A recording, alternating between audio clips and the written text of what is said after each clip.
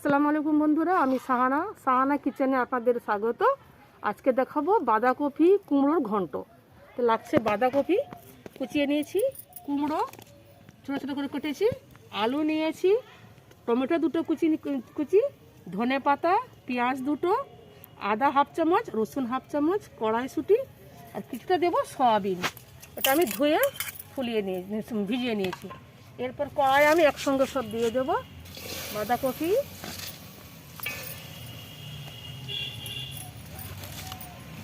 সব একসঙ্গে দিয়ে আমি সেদ্ধ করে নেব। এরপর দেবো আমি আলু,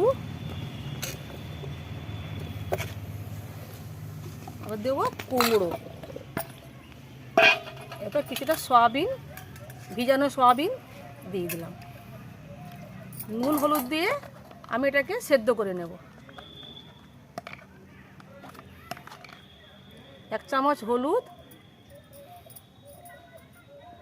1 চামচ নুন দিয়ে এটাকে আমি সেদ্ধ করে নেব।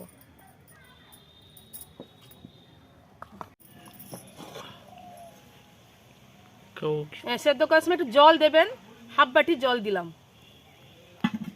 জল দিয়ে নাড়াচাড়া করে নেব।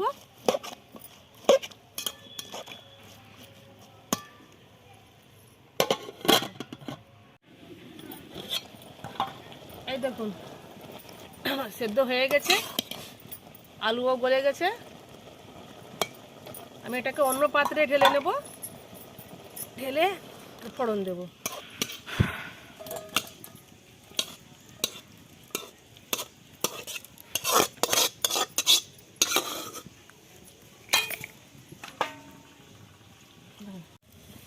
তেল দিয়ে দিলাম,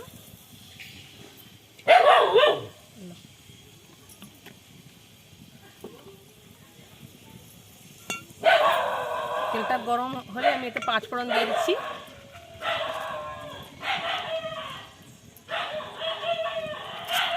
দিলাম,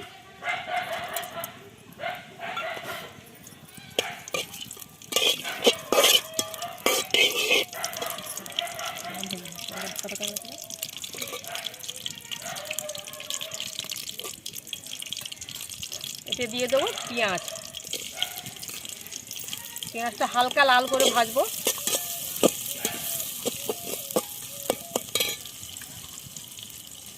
দিলাম তেজপাতা একটা। এই দেখুন পেঁয়াজ লাল হয়ে গেছে আমার। দিলাম লঙ্কা গুঁড়ো 1 চামচ দিচ্ছি, কম দেবো লঙ্কা গুঁড়ো। এতে দিয়ে দেবো টমেটো কুচি,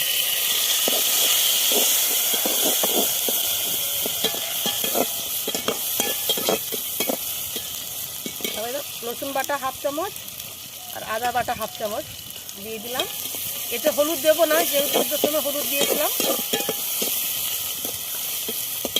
দিব জিরা গুঁড়ো হাফ চামচ আর ধনে গুঁড়ো হাফ চামচ। এরপরে দিয়ে দিলাম মটরশুঁটি। জল দিয়ে টমেটোটা কষাবো, একটু ঢাকা দিয়ে চাপা দিয়ে দিব।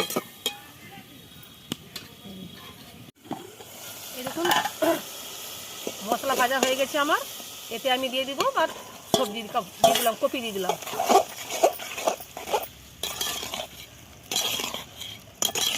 এর উপরে দিয়ে দেবো ধনে পাতা, একটু সামান্য চিনি দেবো এতে।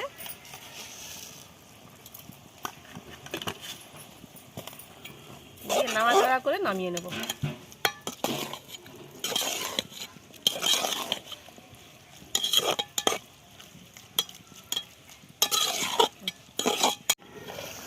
এই দেখুন আমার কপি ঘন্ট রেডি।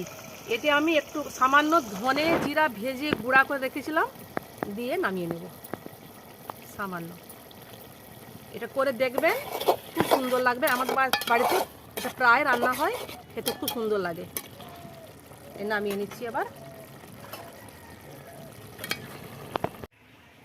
ভিডিওটি ভালো লাগলে ভিডিওতে লাইক দিবেন আর চ্যানেলটিকে সাবস্ক্রাইব করবেন বন্ধুরা।